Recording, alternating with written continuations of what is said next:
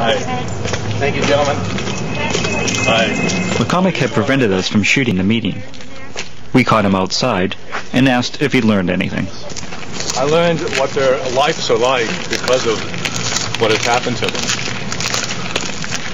So John was only now considering how the other half lived.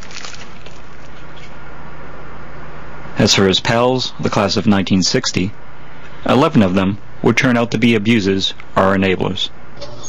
Probably the most familiar among them was Paul Shanley, a serial abuser, who addressed the initial gathering of NAMBLA, the North American Man-Boy Love Association.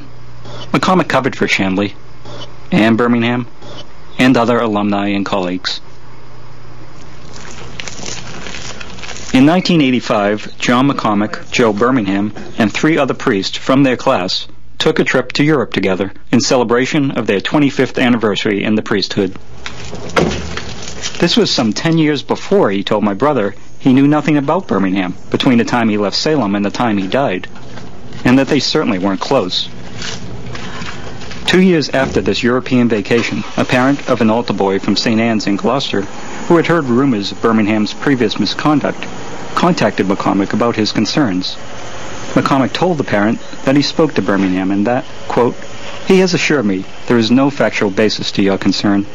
From my knowledge of Father Birmingham and my relationship with him, I feel he would tell me the truth, and I believe he is speaking the truth in this matter." My work with John McCormick is over.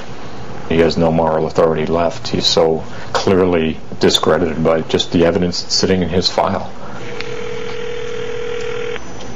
Paul was done with McCormick, but I had to give him another chance. I was on the road when we finally connected.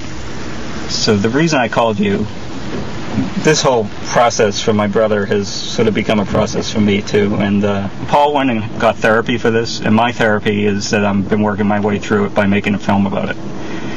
And it's a film about a family and how we're all trying to find our way through whatever this religion was to all of us.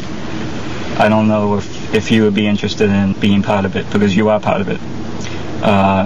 You're a big part of it, and a lot of people talk about you, and frankly, it's not very complimentary. I'm just offering you the opportunity because I don't want to go through this process and make a film, and then at the end, someone say, "Well, you know, it seems so one-sided. Why don't we hear anything from John McCormick?" Why wouldn't you? Why wouldn't you be believed? I don't understand that. I am giving you this opportunity and you're denying it. I mean, I think what my brother's doing by doing this film is a lot harder than what you'd have to go through. I want you to know that I did ask you to do this, and that when this thing comes out and there's negative things about John McCormick in it, that you understand why they are not countered.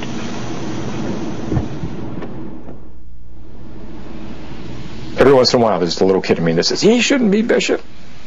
And then I kind of stand back and say, "Yeah, but it's just a big joke anyway." What does it mean? What does the post of bishop in the Catholic Church really mean? The organization has just been around a long time. It's built this incredible power, and it's holding on to that power. It is more concerned with maintaining that power than it is in actually carrying out the mission that it says that it's all about. It's not the religion, and it's not all the priests, and it's not all the people who go to church. It's the guys at the top. It's the guys that protect the Birminghams and the Gagans and all of these priests, the cardinals that promote the McCormicks. Being the bishop basically means there's a good chance you probably are a rotten guy that has just climbed to the top of that corporate ladder. They're just a bunch of corrupt businessmen, and they're sitting on top of the evil empire. I can read the Bible, I can read the Gospels and draw my own conclusions, and maybe I ought to get together with some friends and sit down and talk about Christianity and figure out how to lead my life. But I'm not going to take it from you just because you're dressed in black and you've got a collar on. Back at the house, the family holds tight to old habits. Downstairs, my Aunt Kay, 99 years.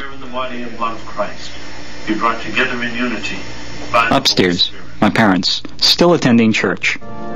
They still have their church, St. Mary's Italian, built by neighborhood hands, funded by neighborhood money, It is a refuge, free of scandal. It was a comfort after we found out what happened to Paul, that we had our own church. We found comfort in our own church. But for good Catholics like my parents, even that comfort would soon be taken away. I have a copy of the letter from the Apostolic Administrator of the Archdiocese of Boston, the Most Reverend Richard G. Lennon. After a thorough study of the situation of St. Mary Italian Parish in the city of Salem, and having consulted the current administrator and parishioners of St. Mary's Italian Parish, a recommendation was made by the Most Reverend Francis X. Irwin that St. Mary Italian Parish will be suppressed. Every time I come in this church, I look and I can see everything that everybody did, all the names of all the people. I see my father's painting up there, and it made him live in that. The goods and obligations of St. Mary Italian Parish become the goods and obligations of the Archdiocese of Boston. We gave these gifts to God. They are taking it. They're stealing the gifts. And to have this church being taken from us is a sin. It's a big sin.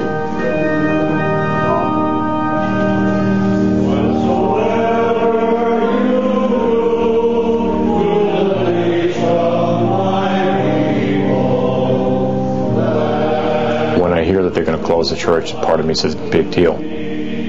But when I look at the reality of what closing this particular church means to this particular community, it's just one more screwing that somebody's getting from the hierarchy. Here are my parents trying to deal with what happened to their son, and at the same time, the organization that did this to their son is ripping the one thing that's the most important thing in their life out of their lives. Their kid was abused, and now they're getting abused. Clearly, there's a connection between the millions of dollars that are going to be bled out of the Archdiocese of Boston to settle these cases and the fact that they're closing down churches like this that are debt-free and sitting on valuable pieces of real estate. January 2003, the last Mass. A bishop stares me down. A priest tries to get me to stop, to throw me out. But he can't tell me or us to leave. It's not his to take. It's ours, our culture, our names below the statues, embedded in the stained glass. I stand my ground, start to feel the power shift. It makes him very sad. And this local bishop, the one who closed it? Francis Irwin, one more member of the church's power elite that came out of that class of 1960. 2 parishioners are supposed to give speeches, tributes to the history of Salem Italian Catholicism. Irwin decides against it, abruptly ends the ceremony before any unanointed local voice can be heard. Dad can't let this one pass.